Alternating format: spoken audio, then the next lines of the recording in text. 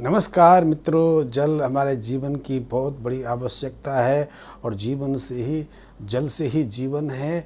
इसीलिए जितनी दुनिया भर की सभ्यताएं हैं, जीवन का प्रथम स्रोत भी जल स्रोत के आसपास शुरू हुआ। और आज भी जितने प्राणी पृथ्वी पर रहते हैं, आकाश में रहते हैं, उससे हजारों गुना ज़्यादा प्राणी सिर्फ समुद्र में रहते हैं, पानी के अंदर रहते हैं। और इससे भी पता चलता है कि जल हमारे जीवन की कितनी बड़ी आवश्यकता है। जल कभी बिका नहीं, क्योंकि नदियाँ स्वच्छंदता से निःशुल्क सभी प्राणियों को जल देती रहीं। वर्षा जल के माध्यम से पूरे संसार को जीवन देता रहा और हमने तो कभी जल बेचा नहीं। आज जल बिक रहा है, समस्याएं बढ़ रही हैं।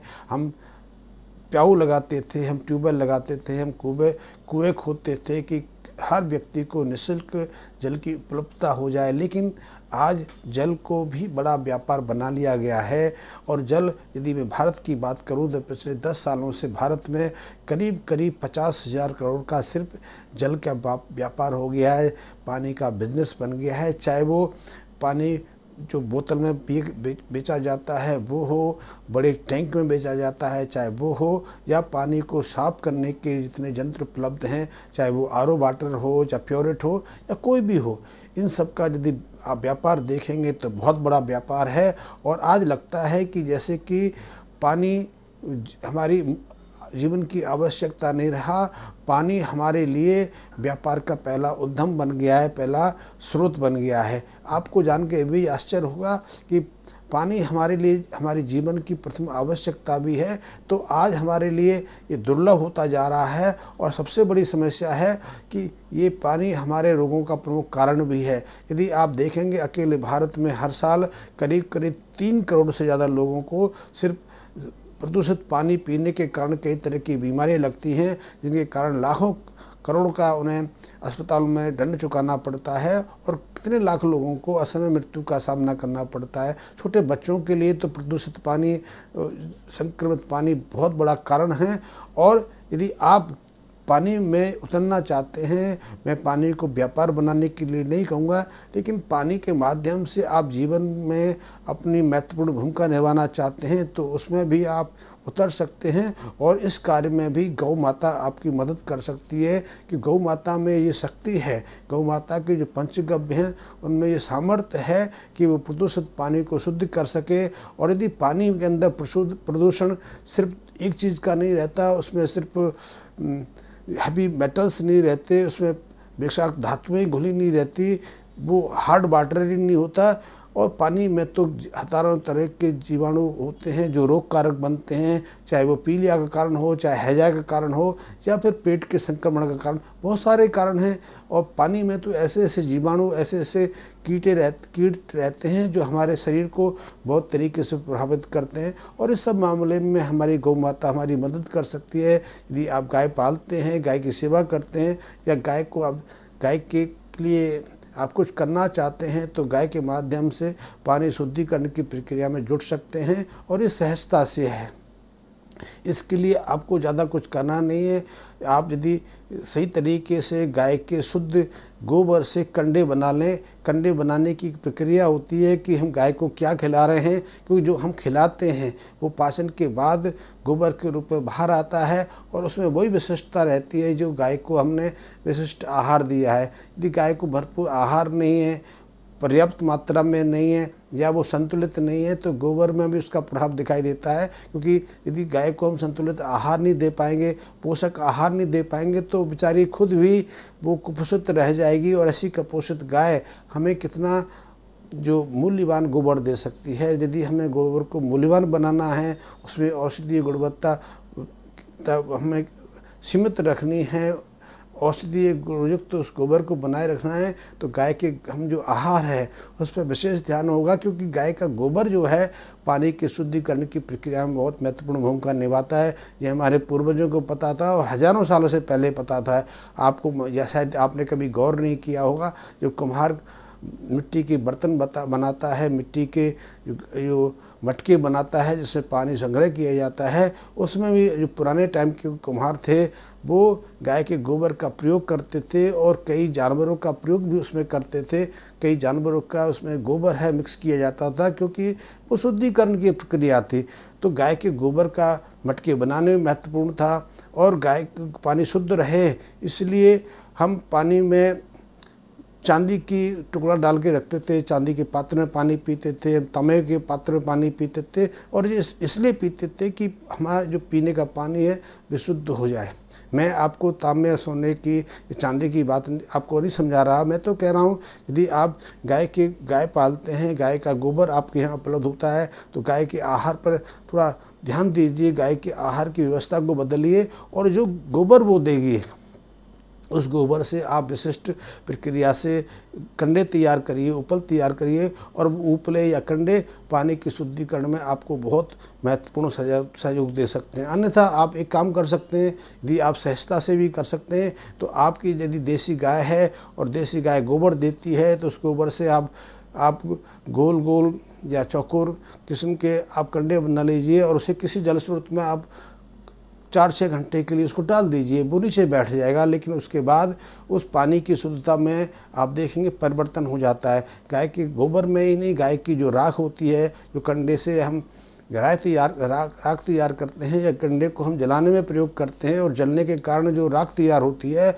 उस राख में भी विशिष्ट गुण हैं कि आपके अशुद्ध पानी को शुद्ध कर सके। पानी के जो अशुद्ध तत्व हैं या उसमें दूषित पदार्थ हैं, चाहे वो जीवाणु विषाणु हों या हैवी मेटल्स हों, उनको अपने साथ संयुक्त करके बैठा सकते हैं। पानी की शुद्धिकरण की प्रक्रिया में बहुत महत्वपूर्ण भूमिका निभा सकते हैं।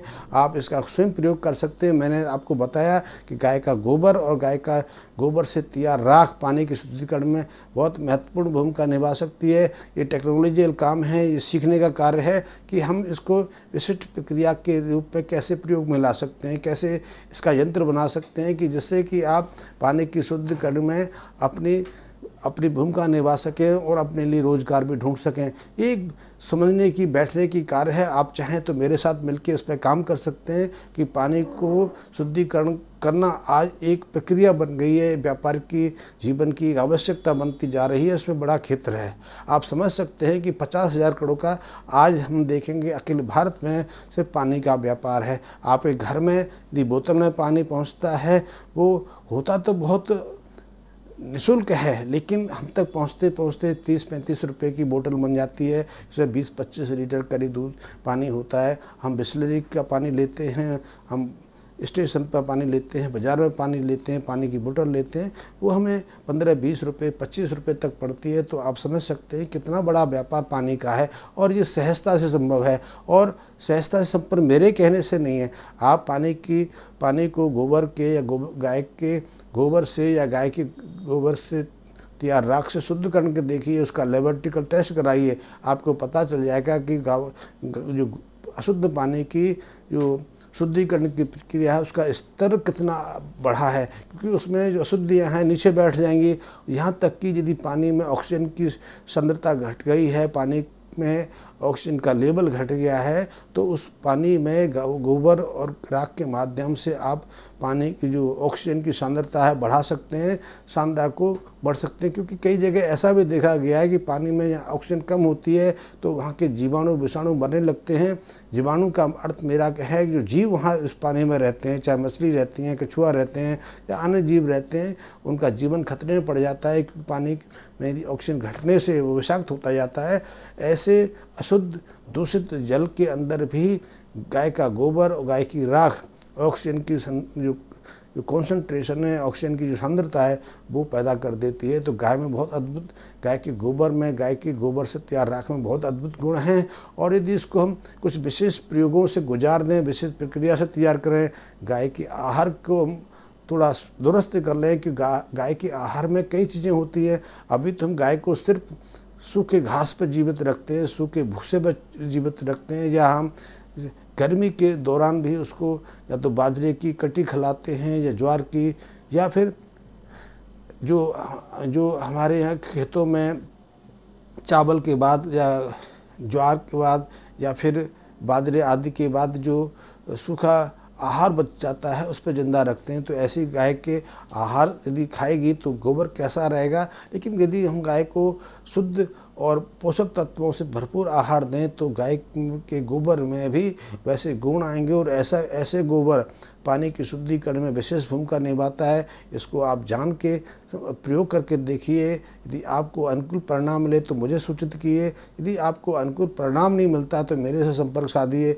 मैं आपको उसको युक्ति बताऊंगा। जब मेरे पास आके बैठिए और हम और आप इस पर चर्चा करेंगे, कोई ना कोई इसका नया रास्ता निकालेंगे। इसकी तकनीकी जो प्रक्रिया है उस पर काम करेंगे और निश्चित ही हम ऐसा कुछ बना सकेंगे जिससे आप बाज़ार में व्यापार भी कर सकें। मैं इस पानी का व्यापार करना नहीं चाहता, क्योंकि मैं तो उस प्रक्रिया को आज भी दोहराता हूं कि हम पानी को कभी व्यापार नहीं बनाने की जो हमारी जो प्रक्रिया रही है, हमारे जो प्रथा रही है, हम तो जो निःशुल्क पानी वितरित करने की हमारी ये विशिष्टता रही है। क्योंकि हम तो प्यासे को पानी देते थे और हम प्याऊ लगाते थे। आज भी कई क्षेत्रों में आप जाएंगे, राजस्थान में जाएंगे, हरियाणा में जाएंगे, पंजाब में जाएंगे, वहाँ आज गर्मियों के दौरान हज़ारों लोग ऐसे हैं जो प्यासे को पानी पिलाने के लिए सड़कों पर, बाज़ार में या कहीं भी जब उनको लगता है निःशुल्क पानी की व्यवस्था करते हैं।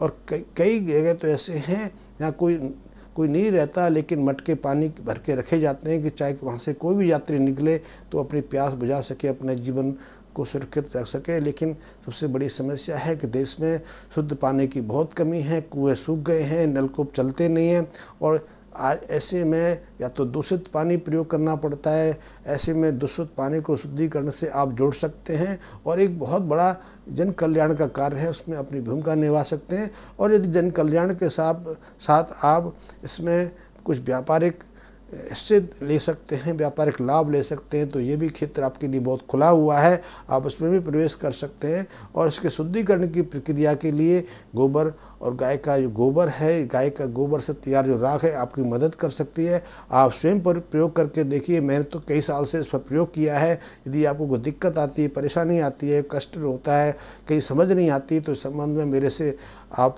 संपर्क कर सकते हैं, मेरे से इस संबंध में जानकारी ले सकते हैं। और इस बड़ा क्षेत्र है, आप समझ सकते हैं कि आप अपने लिए एक नए व्यापार का मार्ग प्रशस्त कर सकते हैं।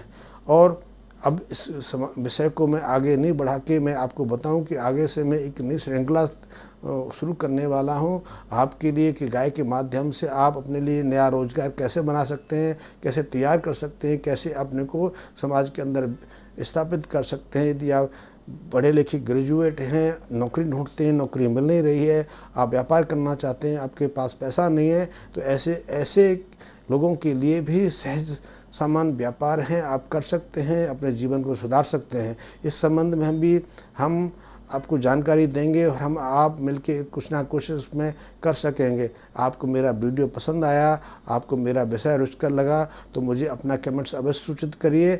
और यदि आपने मेरा जो चैनल अभी तक सब्सक्राइब नहीं किया है तो उसको सब्सक्राइब कर लें। और यदि आपने मेरा बेल आइकन प्रेस नहीं किया तो उसको एक बार मेरे बेल आइकन को प्रेस कर दें ताकि मेरा हर वीडियो आपको समय से पहुंचता रहे। धन्यवाद मित्रों।